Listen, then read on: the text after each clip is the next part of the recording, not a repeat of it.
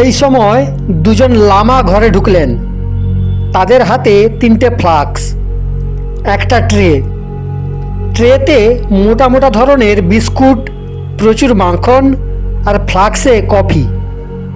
টেবিলের ওপর রেখে দিয়ে যেমন নীরবে তারা এসেছিলেন তেমনি নীরবে ফিরে গেলেন। লামাজি মৃদুস্বরে তাদের কিছু বললেন, তারপর আবার সোফায় এসে বসলেন। আমাদের জন্য সময় নির্ধারিত ছিল সকাল 9টা থেকে 11টা। দেখলাম এখনও অনেক সময়ই হাতে রয়েছে। মনে হলো এইবার স্বামী শঙ্কর ভারতীর প্রসঙ্গটা একবার তুলেই দেখি না। যদি তাওয়াং মঠ সম্পর্কে নতুন কিছু জানা যায়। তাছাড়া পরপর দুবার উনি সাংগ্রিলা ঘাটির কথা বলেছেন। এই নামটাই তো কখনো শুনিনি। এ বিষয়ে যদি তিনি আমাদের কিছু বলেন তাহলে নতুন অনেক তথ্যই জানা যাবে।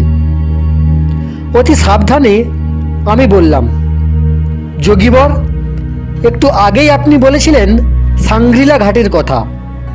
সেখান থেকেই আপনি এসেছেন। এই নামটা আমরা আগে কখনো শুনিনি। এটা ঠিক কোন জায়গায় যদি দয়া করে একটু বলেন। এছাড়াও গতকালই শঙ্কর ভারতীজি বলছিলেন তাওয়াং মঠের কথা।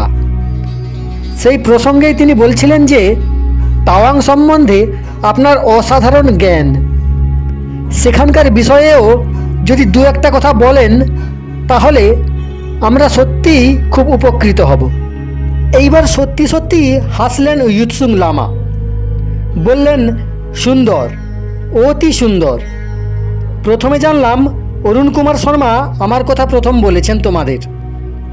তারপর জানলাম স্বামী দিব্যাসনা তোমাদের পাঠিয়েছেন। এবার শুনছি শঙ্কর ভারতী তোমাদের তাওয়াং মঠের কথা বলেছেন। তিনি তো বিগত 12 বছর ধরেই তাওয়াং মঠে আছেন। সেখানকার সবই তার জানা। নতুন কথা আমি আর কি বলবো। শুধু এটুকুই বলতে পারি, তোমরা দুজন খুব ভালোই চড়ে বেড়াচ্ছ।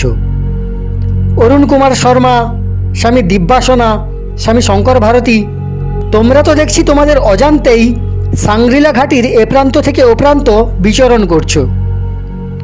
শঙ্কর ভারতীজির সাথে আমার পরিচয় সম্ভবত 1961 সালে, আর তার সঙ্গে আমার পরের দেখা 1962 সালে, এই তাওয়াং মঠেই।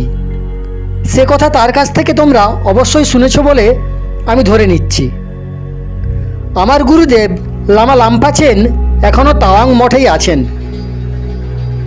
500 বছর বয়স তার অনেক আগেই পেরিয়ে গেছে। সঠিক কত বয়স তা বলা সম্ভব নয়। যদি তোমরা কখনো তাওয়াং মঠে যেতে চাও তাহলে আমি তোমাদের সাহায্য করতে পারি।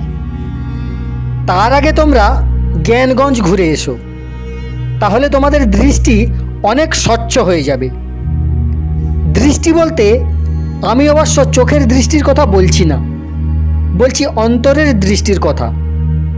আর তারপর চলো সিয়াং মঠে, যেখানে আমি থাকি। অন্তত মাস 2-3 সেখানে থাকো। এরপর ফিরে এসে তাওয়াংয়ের কথা ভাবা যাবে। 6 মাস সময়ের মধ্যেই সব ঘোরা হয়ে যাবে। হ্যাঁ, তোমরা জানতে চাইছিলে সাংগ্রিলা ঘাটির কথা। শোনো তাহলে। তিব্বত আর অরুণাচলের সীমা থেকেই শুরু হয়েছে এই সাংগ্রিলা ঘাটি। কিন্তু ব্যাপক ভূহীনতা এবং চতুর্থ আয়াম, যেটাকে তোমরা 4th ডাইমেনশন বলে থাকো, তার দ্বারা প্রভাবিত হওয়ার দরুন এই সাংগ্রিলা ঘাটি আজও অগম্য, অদৃশ্য আর রহস্যময়। এইটুকুই সকলে জানে। অন্তরিক্ষের অন্য কোনো এক লোকের সঙ্গে এই সাংগ্রিলা মঠের প্রত্যক্ষ সম্বন্ধ রয়েছে। শুনে অবাক হয়ে গেলাম। কৌতূহল ভরে জানতে চাইলাম, আপনি যে এই চতুর্থ আয়াম বা 4th ডাইমেনশনের কথা আর ভূমিহীনতার কথা বলছেন, এটা কিন্তু কিছুই বুঝতে পারলাম না। এর তাৎপর্য কি যোগীবর? ইয়ুৎসুং লামা বেশ সহজ হয়ে গেলেন। বললেন, এই বিষয়টা অবশ্য একটু জটিল। চতুর্থ আয়াম অথবা ভূহীনতার তথ্যগত সিদ্ধান্তের সঠিক ব্যাখ্যা করা কঠিন, আর সঠিক বিবেচনা করা সকলের আয়ত্তের মধ্যে নয়। বিগত 25 বছর ধরে আমি এই 4th ডাইমেনশনের বিষয়ে অনুসন্ধান করছি। কিন্তু এখনও আমি পুরোপুরি সফল হয়েছি এ কথা বলতে পারবো না। যদি আমি নিজে এই সাংগ্রিলা ঘাটির রহস্যময় প্রদেশে না যেতাম আর না বসবাস করতাম, তাহলে কখনোই এই দুটো বিষয়ের ওপর এত ব্যাপক অনুসন্ধান করতে পারতাম না।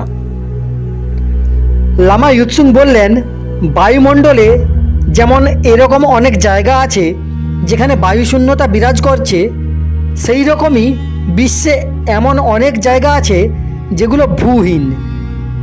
এইরকম বায়ুশূন্যতা আর ভূশূন্যতায় সম্পৃক্ত জায়গাগুলো ফোর্থ ডাইমেনশন অথবা চতুর্থ আয়াম দ্বারা প্রভাবিত। আর এই রকম প্রভাবিত স্থানগুলো দেশ কাল নিমিত্তের অনেক ঊর্ধ্বে থাকে। কোনো বস্তু বা প্রাণী নিজেদের অজান্তেও যদি ওই রকম প্রভাবিত ক্ষেত্রে একবার প্রবেশ করে, তাহলে এই 3 ডাইমেনশন জগতের দৃষ্টিতে তার সত্তা অদৃশ্য অথবা লুপ্ত হয়ে যায়, কিন্তু সেখানে তার অস্তিত্ব যেমন ছিল তেমনিই থাকে। এটা নিশ্চিতভাবে কখনোই বলা যায় না যে ভবিষ্যতে কবে তাদের অস্তিত্ব এই জগতে আবার প্রকট হবে, অথবা আদৌ প্রকট হবে কিনা আর কোনো দিন। এই বিষয় সম্বন্ধীয় যেসব প্রাচীন বই আছে তার মধ্যে সবচেয়ে গুরুত্বপূর্ণ বইয়ের নাম কাল বিজ্ঞান। তিব্বতী ভাষায় লেখা এই বই তাওয়াং মঠের পুস্তকালয়ের এক অমূল্য সম্পদ। কাল বিজ্ঞান বইটি আমি কয়েকবার গভীরভাবে অধ্যয়ন করেছি, আর অবশেষে এই সিদ্ধান্তে পৌঁছেছি যে 3 ডাইমেনশনে বাঁধা এই সংসারে প্রতিটি জিনিস দেশ কাল ও নিমিত্ত দিয়ে বাঁধা। আমাদের এই বিশ্বের যে ভূমি তা বক্র। যদি কোনো বস্তু অথবা প্রাণী স্থানহীনতা বা শূন্যতা প্রভাবিত ক্ষেত্রে চলে যায়, তবে সেই বক্রতার পরিসমাপ্তি ঘটে। সবচেয়ে মজার কথা এটাই যে যদি কোনো ব্যক্তি এই রকম ভূহীনতা প্রভাবিত ক্ষেত্রে চলে যায়, তাহলেও তার কোনো ধারণাই থাকবে না যে সে এক বিচিত্র আর রহস্যময় সংসারের নতুন বাতাবরণে প্রবেশ করেছে, যেখানে কালের প্রভাব অতি নগণ্য। শুধুমাত্র তাই নয়, মনের, প্রাণের আর বিচারের শক্তি সেখানে একটা বিশেষ সীমা পর্যন্ত বেড়ে যায়। শারীরিক ক্ষমতা, জীবনশক্তি আর মানসিক চেতনাও আশাতীতভাবে বেড়ে যায়।